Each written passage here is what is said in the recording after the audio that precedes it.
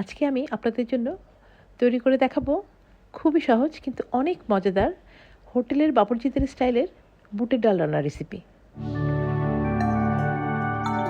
তাহলে প্রথমে দেখে নেওয়া যাক এই বুটের ডাল রান্না করতে আমাদের কী কী উপকরণ লাগছে। আমি কিন্তু 1 কাপ বুটের ডাল নিয়ে পানি দিয়ে 2 ঘন্টা ভিজিয়ে রেখেছিলাম। এখন সেই ডালটাই ভালো করে ধুয়ে একটু পানি সহই চুলায় দিয়ে দিলাম। তারপরে আলাদা করে একটা জগে পানি নিয়ে একটু পরিমাণ মতো করে পানি দিয়ে দিচ্ছি, যেন ডালটা খুব ভালোভাবে সিদ্ধ হয়ে যায়, কিন্তু আবার গলে না যায়। ডালটা কিন্তু একেবারেই আস্ত থাকতে হবে, গলে যাওয়া যাবে না এবং খুব ভালো করে সিদ্ধ হতে হবে। এবার আমি ডালটা ঢেকে দিলাম, ঢেকে আমি দমে দিয়ে রাখছি। আর আরেকটা চুলায় আমি একটা সসপ্যান নিয়ে নিলাম। এই সসপ্যানের মধ্যে আমি এই ডালটা রান্না করে নিব। আর এই যে হোটেল স্টাইলের যে বুটের ডাল আর পরোটা, আমার মনে হয় এমন কাউকে পাওয়া যাবে না যে এটা কখনোই খাননি। খুবই মজাদার একটা নাস্তার রেসিপি, যেটা আমার বাসায় সবাই খুব পছন্দ করে আগে কিনে খেত। বাট আমি যখন থেকে সেই হোটেলের বাবুর্চির কাছ থেকে রেসিপিটা শিখলাম এবং শিখে আমি ঘরে তৈরি করছি, তখন থেকে সবাই আমার হাতের এই বুটের ডালের রেসিপিটাই খেতে পছন্দ করে। তো প্রথমে আমি সসপ্যানে একটু গরম মশলা ফোড়ন দিয়ে পেঁয়াজ কুচিটা দিয়ে ভেজে নিচ্ছি। পেঁয়াজ কুচিটা একটু হালকা বাদামি করে ভেজে নিতে হবে। পেঁয়াজ কুচিটা আমার বাদামি করে ভাজা হয়ে গেল। এখন আমি এর মধ্যে রসুন বাটা দিয়ে দিলাম, আদা বাটা দিয়ে দিলাম।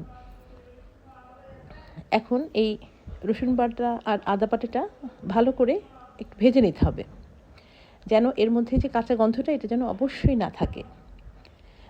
পেঁয়াজ কুচি, রসুন বাটা, আদা বাটা সবগুলোই সুন্দর করে ভাজা হয়ে গেল। এখন আমি সামান্য পানি দিয়ে দিলাম, এই জন্য কারণ আমি এখন গুঁড়া মশলাগুলো দিব। গুঁড়া মশলাগুলো যেন পুড়ে না যায়, এই জন্য একটু পানি দিতে হবে। প্রথমে দিয়ে দিলাম হলুদ গুঁড়া, তারপরে মরিচ গুঁড়া, এরপরে ধনিয়া গুঁড়া, তারপরে জিরা গুঁড়া। এখন আমি সবগুলো মশলা আবার ভালো করে মিশিয়ে নিচ্ছি। তারপরে মশলাগুলো আমি কষিয়ে নিব। মশলাগুলো কষানোটা কিন্তু খুবই জরুরি। সব রান্নায় মশলাগুলো ভালো করে কষানো হলে স্বাদটা অনেক বেশি বেড়ে যায়। এখন আমি স্বাদ মতো লবণ দিয়ে দিলাম। লবণটা দিয়েও ভালো করে মিলিয়ে নিচ্ছি, আর ভালো করে সব কিছু একসাথে আমি কষিয়ে নিচ্ছি। আমার মশলাটা কষানো হয়ে গেছে, দেখা যাচ্ছে নিশ্চয়ই। খুব সুন্দর করে মশলাটা আমি কষিয়ে নিলাম।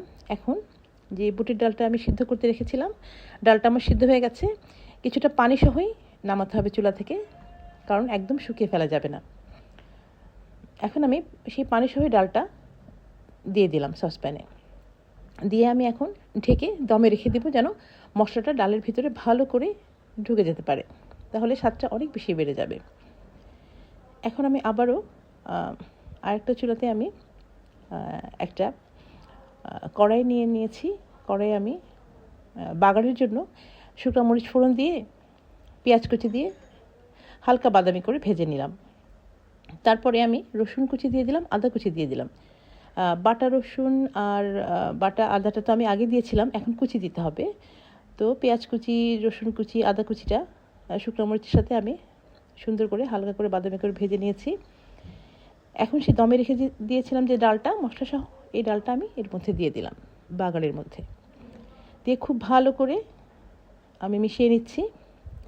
এখন এই ডালটা আবার একটু কিছুক্ষণ দমে রেখে দিব, যেন মশলাগুলো ভালো করে ভিতরে যেয়ে পুরোপুরি চমৎকার একটা টেস্ট চলে আসে।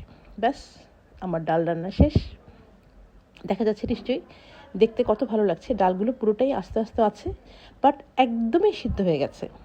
এখন আসল কাজটা সেটা হলো বেড়ে নেওয়ার পালা। এখন আমি ডালটা চুলা থেকে নামিয়ে নিচ্ছি। একটা পেয়ালাতে ডালটা আমি নিয়ে নিচ্ছি। দেখতে কত ভালো লাগছে, তাই না? কালারটা মনে হচ্ছে এখনই খেয়ে ফেলবো। হয়ে গেল আমার ডাল রান্না। অবশ্যই আপনারা বুটের ডালটা এভাবে রান্না করে খাবেন এবং অবশ্যই আমাকে কমেন্টে জানাবেন কেমন লেগেছে।